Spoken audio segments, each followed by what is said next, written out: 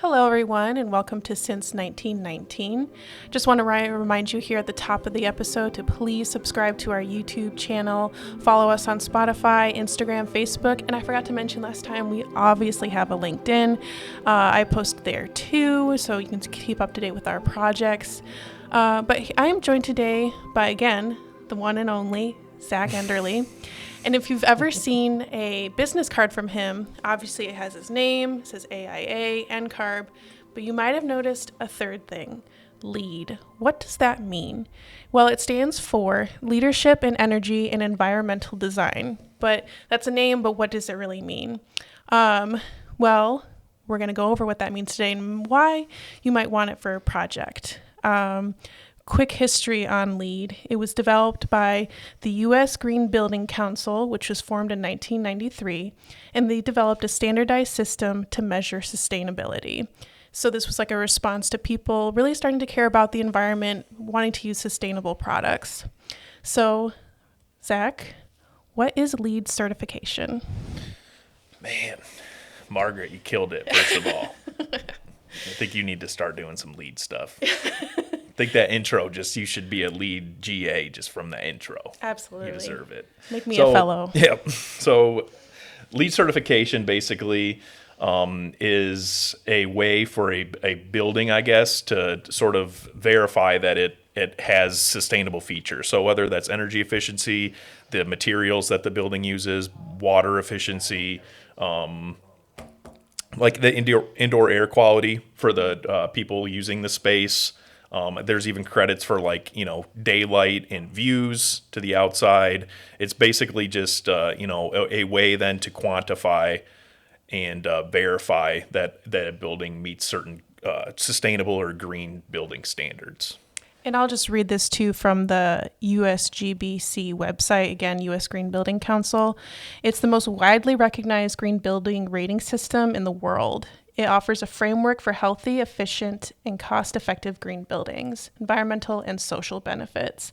And it is also a globally recognized symbol of sustainability. And then could you talk a little bit about the levels of LEED certification for a building? Yeah, so basically, so the way that LEED is set up, you get certain amount of points depending on what credits you go after. So if you meet a certain threshold of points, you can get certified, silver, gold, or platinum. So basically, certified is the baseline. Certified is the baseline certification, yeah. I guess you could say. Yep. It's between 40 and 49 points, and then once you go above that, I think it goes every 10 points until it gets to gold, and it's 20 points, and then platinum is 80, I think, and 80 plus points. So depending on which certification you get a plaque and whatnot that you can put in the front foyer of your building and just kind of show the world that your building is sustainable and that you met those certain criteria.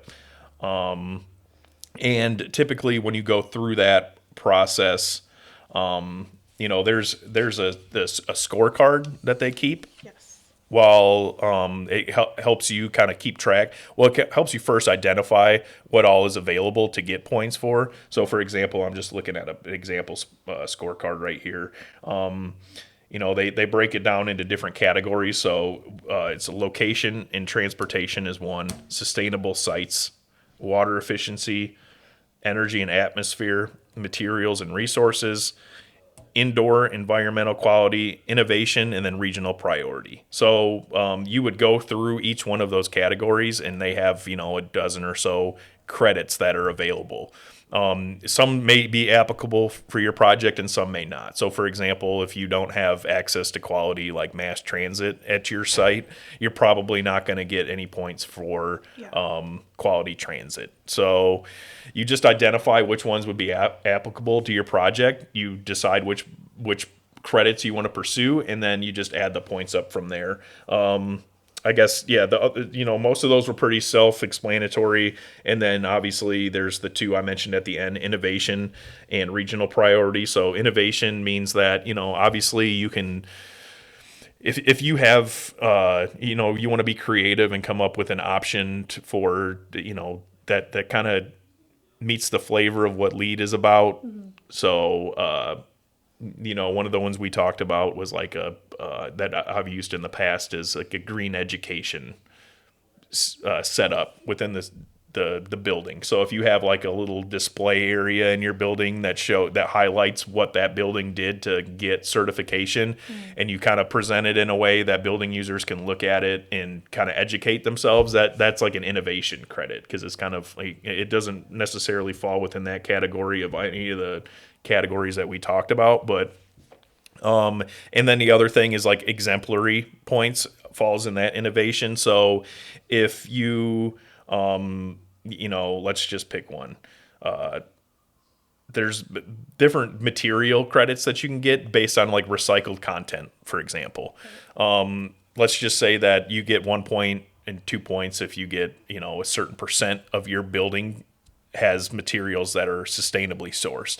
If you like way exceed that threshold, then you can get an extra point for it, and that would fall within the innovation. And then regional priority, basically what that's saying is if you type in your zip code on LEED's website, it tells you which existing credits that they offer get extra priority because of where it's located. So like, for example, if you're in an area like on the West Coast that has issues with water, availability, they would probably give you, an additional point if you achieve that credit for water use reduction. Yes. So that's what the regional priority points are. They basically define it for your region, and then you can get points if you just get that credit. Okay. And then just like a clarifying question. So you can obviously get points in the design phase by the choices you're making. Can you also get them in the construction phase? Yeah, so I mean, the last few projects that I've been involved with that have gotten LEED certification, we do it like as a split design or a split review. So you do your design credits first, and then you submit those and get them reviewed, and then the next one is the construction phase. So basically, that's more, a lot of the material credits are that. So you might not have that information. You might not have those submittals yet from the contractor that verifies what their products are during design. Yeah. But during construction, you get that information, and then you could submit that next. Okay. Why would anyone? Because it seems like a lot of work, right? Why would someone want to pursue this? Ultimately, there's it depends on the owner and their goals, but also the municipalities that they're working in, and the project type. So some owners just care about sustainability. Yeah.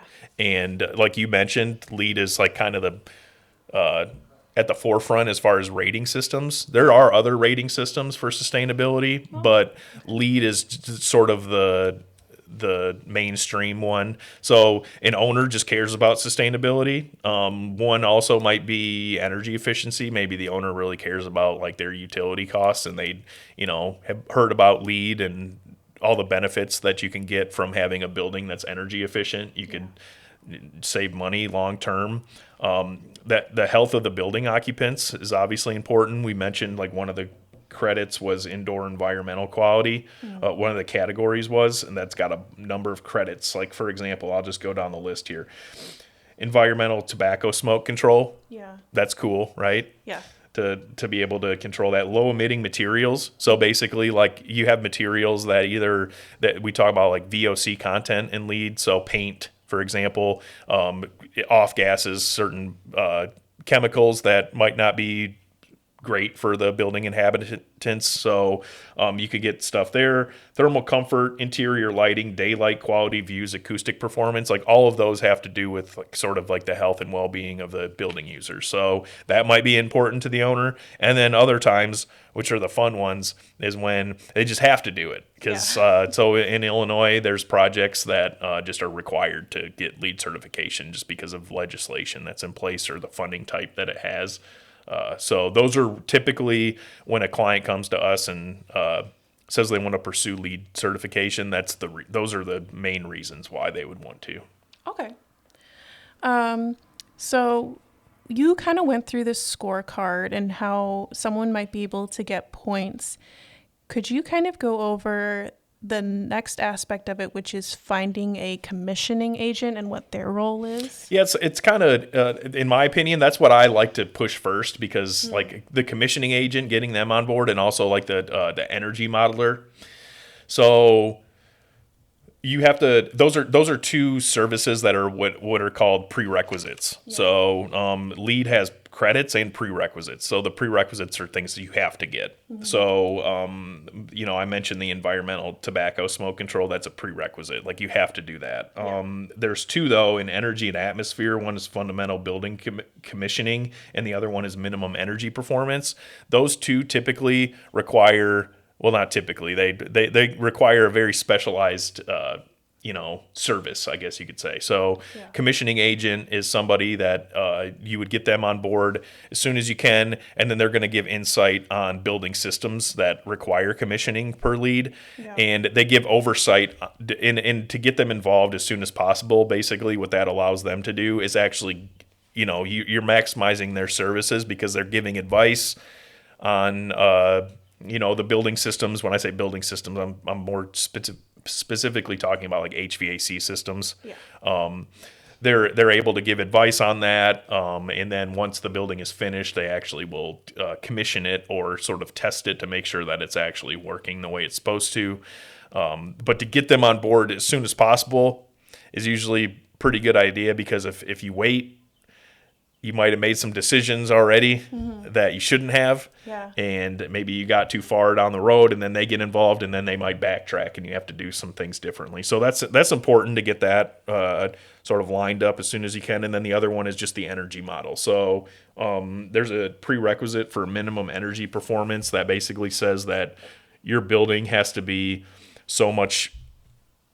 It has to meet the baseline building requirements for, and there's some, I believe is ASHRAE 90.1 is the kind of code that they have to follow. Oh, okay.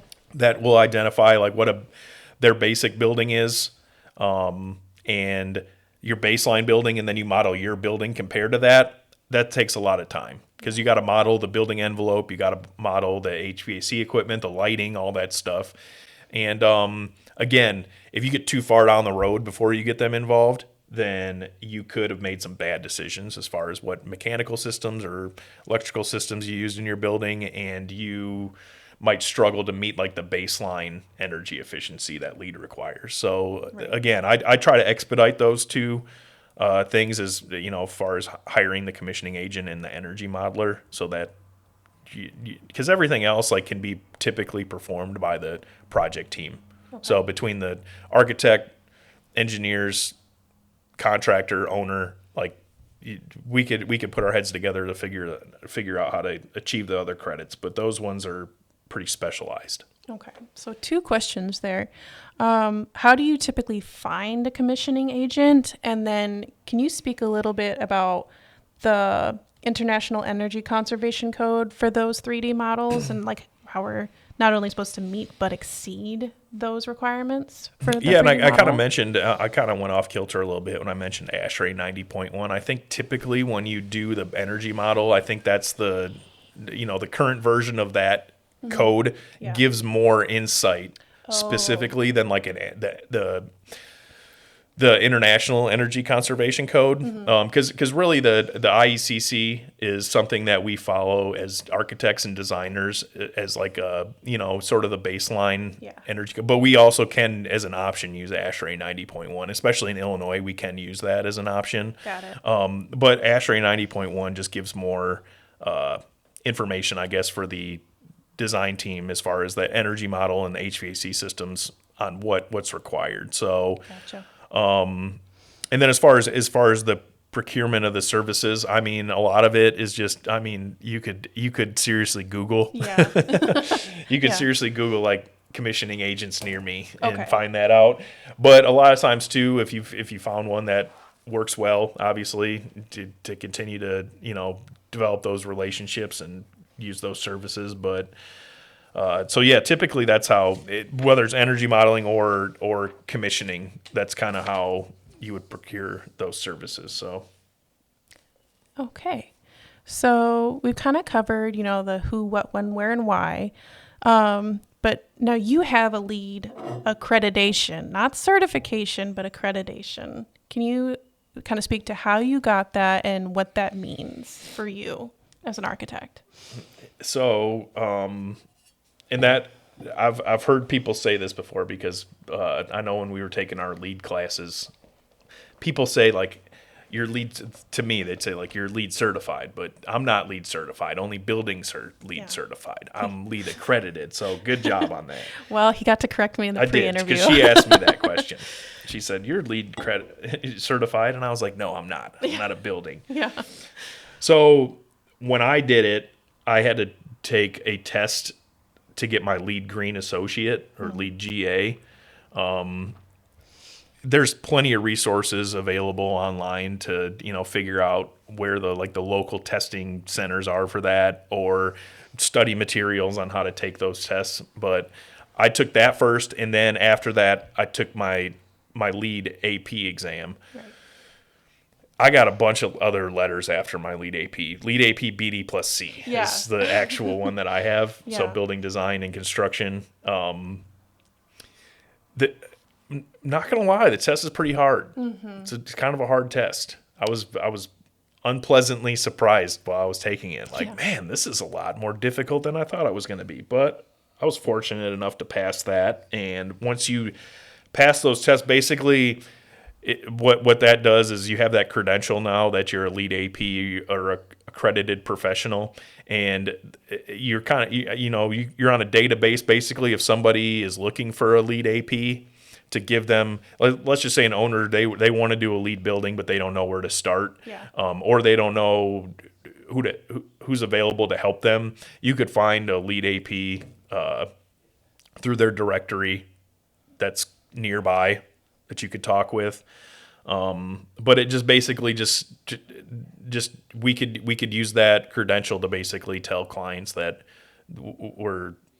we have sort of an expertise in the field. Yeah. So that if we can help them navigate their LEED project because we've been tested and approved that we know the system well. So when you took that LEED test, you also say you have the BD plus C. Was that a separate test, or how did that come about?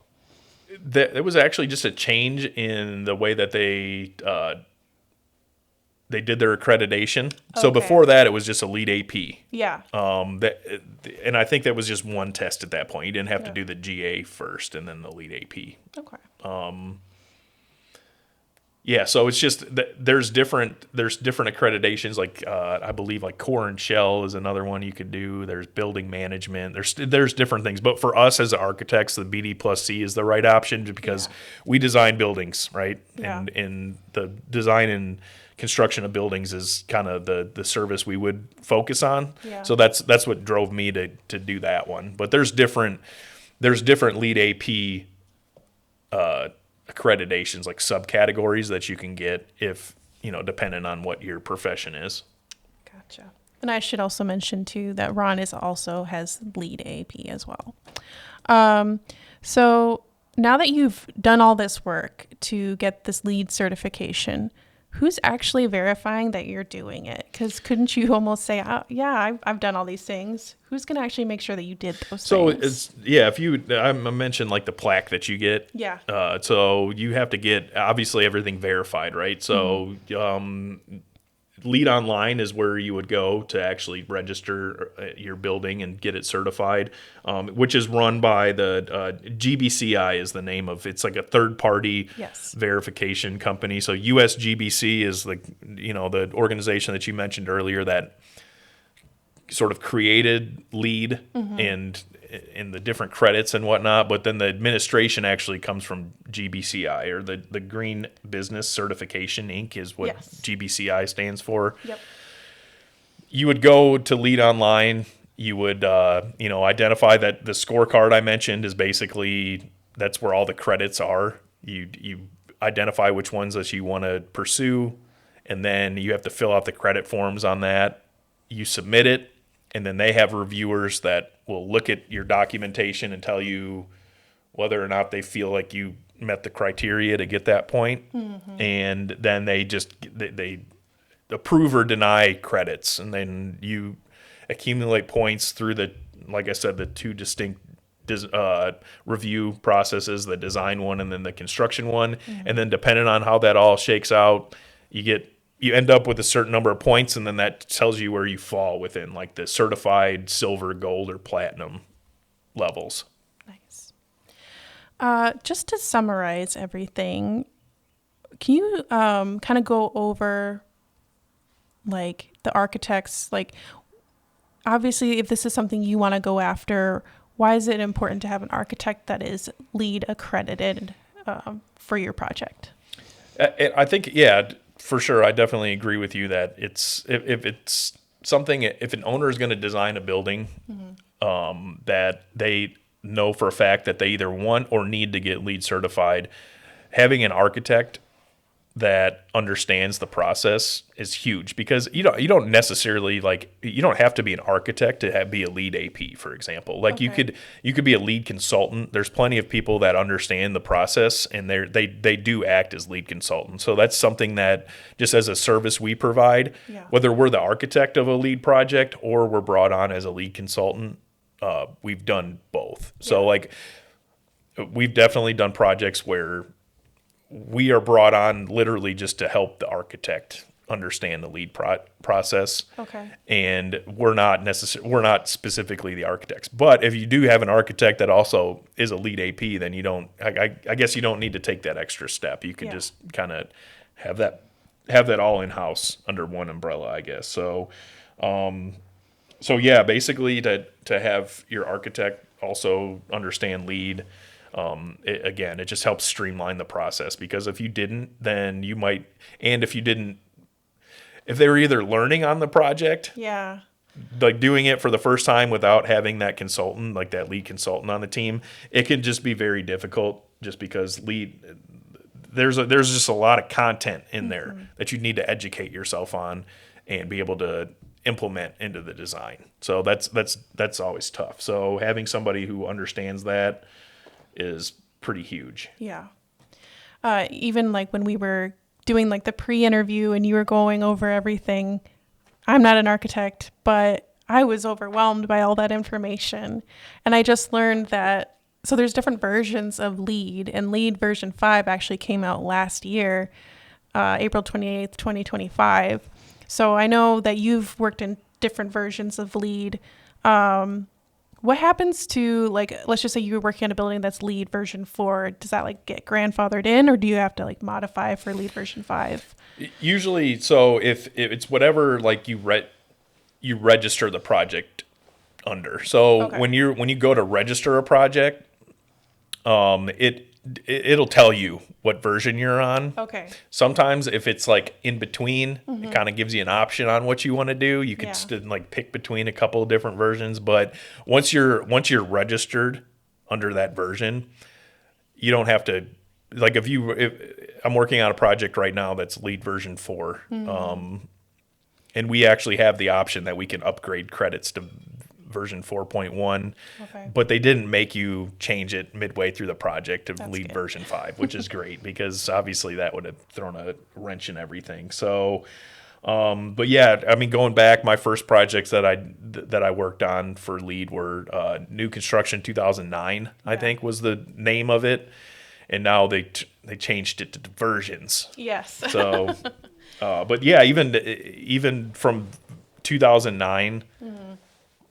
To that version to now, I mean, if you look at a scorecard, the scorecards look the same. Yeah. Like at first glance, it looks pretty similar, but when even some of the credits have the same names, but the criteria has been updated quite a bit in some of these. Like one of the ones we were talking about, there's one for location and transportation, surrounding density and diverse uses. Yeah. So basically what that's saying is, like, if you position, or if you choose a site for your building that is within half a mile of different services, then you're basically allowing the building users the option to walk to places. Yeah. So it used to be where you would just put your main entrance just as the center point of a circle, and then the radius is a half a mile, and you just draw a circle, and if it falls in that, then you can count it. But now it's walking distance. Yeah. So you gotta draw a path basically that shows it's within a half a mile. Sometimes that path isn't very direct. Yeah. So you're drawing like you can get to a half a mile pretty quickly. Yes. So, but again, that's just something over time that LEED has changed. The credit looks the same, and if at first glance, like the criteria for it seems like it's probably the same, like the half a mile. But it's just The way it's the way you measure it is different. So it's definitely there's definitely differences as the versions advance. Okay. Well, everyone, that has been Since 1919, our episode on LEED certification and LEED accreditation. Thank you so much for listening. Again, if you haven't yet, please subscribe on YouTube. Follow us. We have a lot of upcoming projects that we're really excited about, and we're sharing updates on all of our social medias. But tune into the next one. Thank you so much for listening.